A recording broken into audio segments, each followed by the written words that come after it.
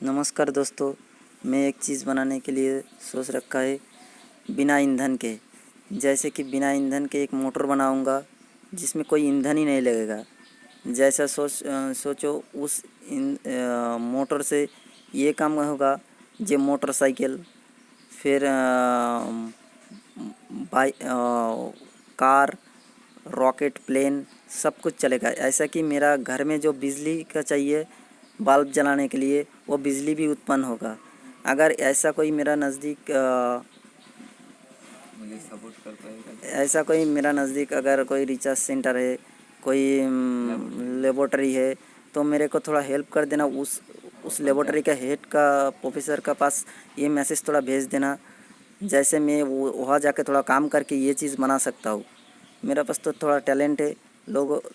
आप लोगों का थोड़ा हेल्प चाहिए, थोड़ा मेरे को हेल्प कर देना।